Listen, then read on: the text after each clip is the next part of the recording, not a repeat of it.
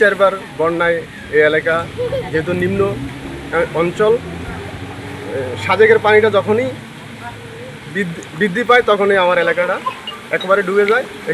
এখানে প্রায় 300-400 পরিবার আছে, সবাই পানিবন্দী হয়ে যায়, এমনকি ঘরবাড়ি সব ডুবে যায়। আরেকটা বিষয় আমি আপনাদের কাছে আজকে বলতে চাই, আমাদের এই পশ্চিম মুসলিম ব্লক জামে মসজিদ সাধারণ টুকিটাকি একটু বন্যা হলেই মসজিদটা ডুবে যায়। যেহেতু বাঘাইছড়ি প্রত্যেকটা উপজেলায় প্রত্যেকটা পৌরসভায় জামে মসজিদ আছে, আমার 2 নং ওয়ার্ড পশ্চিম মুসলিম ব্লক জামে মসজিদ একটা যেহেতু আছে, এই মসজিদটা যেহেতু বন্যার কারণে মুসলিমরা নামাজ পড়তে পারে না, তা আপনাদের কাছে আমার উদারত আহ্বান, আপনাদের মাধ্যমেই যেন আমার মসজিদটা অতি সহজেই তাড়াতাড়ি হয়ে যায়, এটি আপনাদের কাছে আমার দাবি। আমি জোর দাবি এবার জানাচ্ছি অতি বিলম্বে দ্রুত ত্রাণের ব্যবস্থা করার জন্য।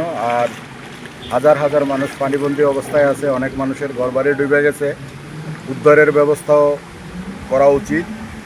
আমরা রাজনৈতিকভাবে চেষ্টা করতেছি তাদেরকে উদ্ধার করে আশ্রয় কেন্দ্র নেওয়ার জন্য, এবং প্রশাসনেরও দৃষ্টি আকর্ষণ করছি ওনারাও যাতে ব্যবস্থা নেয়।